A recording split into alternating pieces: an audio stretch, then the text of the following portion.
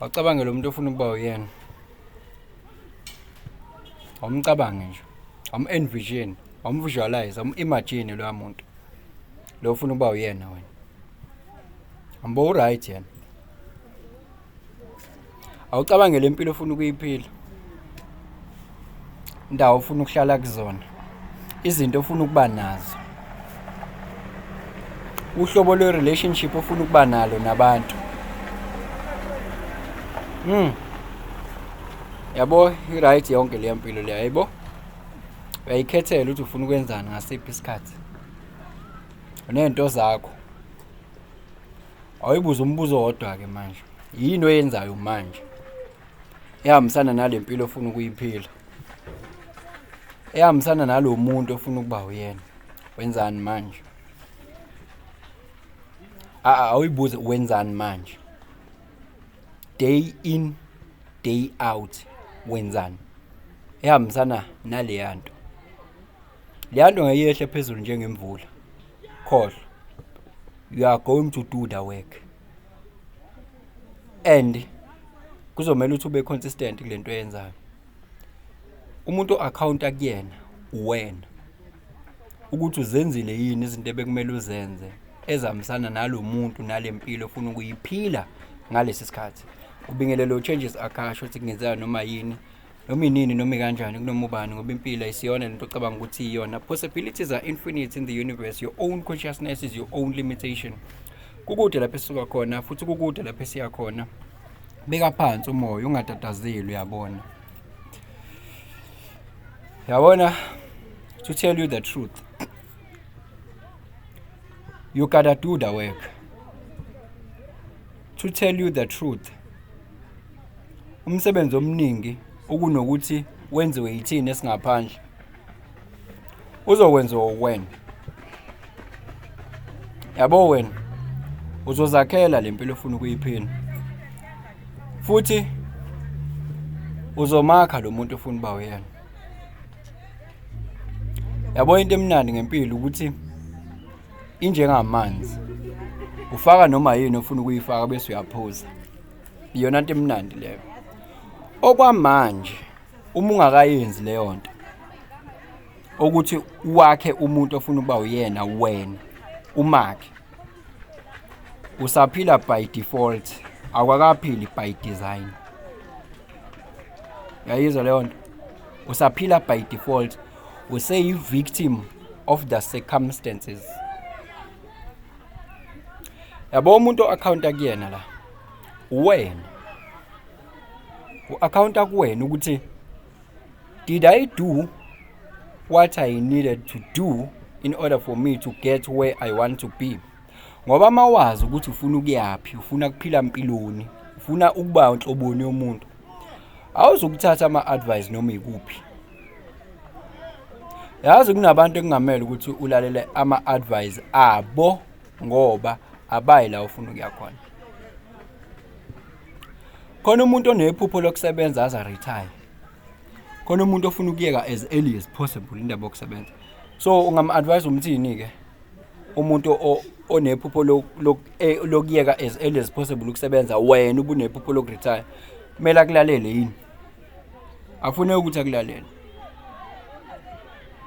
Yabo. Khona abantu aba-fearful at all cost and in all directions.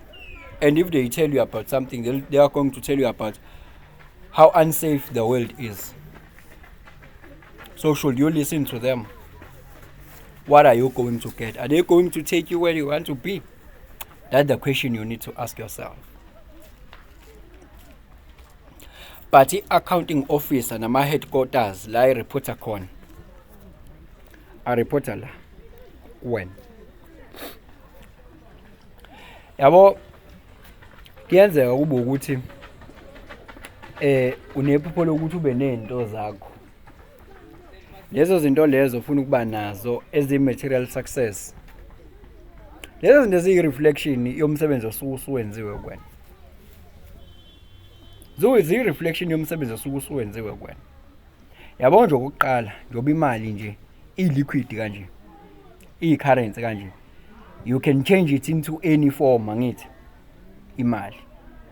imali kwenza ukuthi u-experience impilo ngendlela ethile, yabo, ikulethela leyo flavor leyo, ikunike leyo choice ukuthi ube ne-choice, yabo. But iwumholo womsebenzi osuwenzile wena. What have you done kuwena? People, they don't focus ekuthenini they need to be valuable. They need to go through a law of deservedness. They deserve the life they want to live. By law of deservedness, do you deserve? Ngomsebenzi osuwenzile wena kuwena, do you deserve yini? Yabo le hard working awuphindi uyi-align ne-mental, spiritual and emotional alignment. Mawukhohlwe lezo zinto ukhohliwe. Because once you are at peace, once you don't have internal discord and chaos, then that is where things will start to move in your life. Get direction ofuna ngayo wena. Unfortunately, abantu abaningi, you find that there are situations, because they wake up into same situations, they see same people, same places, yabo, they relive the past, and their past becomes the present. They keep on seeing the very same thing. Lezo zinto abayibonayo activates imicabango ethile, leyo mcabango that will activate ama emotions athile, lawo emotions that will activate certain actions. Then you are reliving your past, yabo. Your past becomes your present and potentially your future. So you are having a predictable life. Why?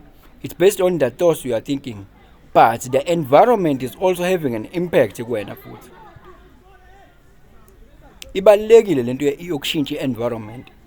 Balekile ukushintsha abantu. Balekile ukushintsha i-environment.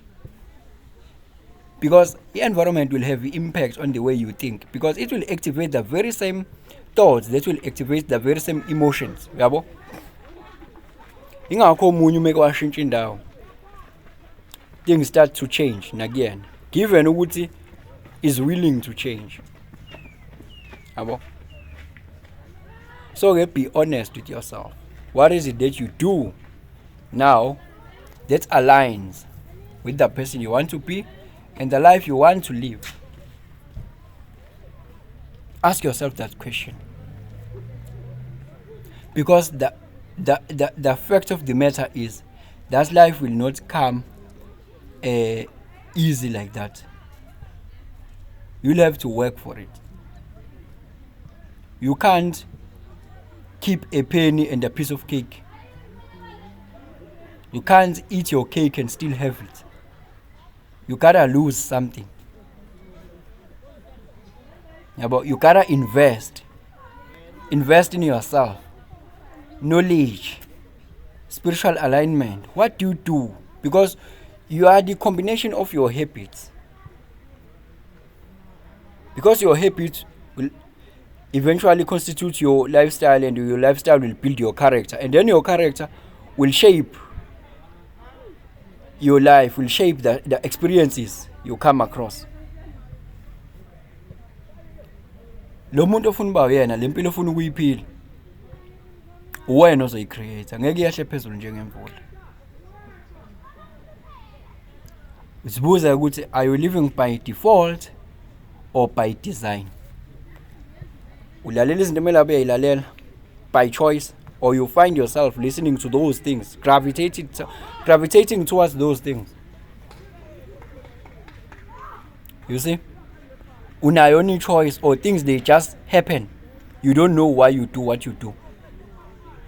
Yeah, because we know that there are those people that say, I don't know why I did, or why did I do what I did?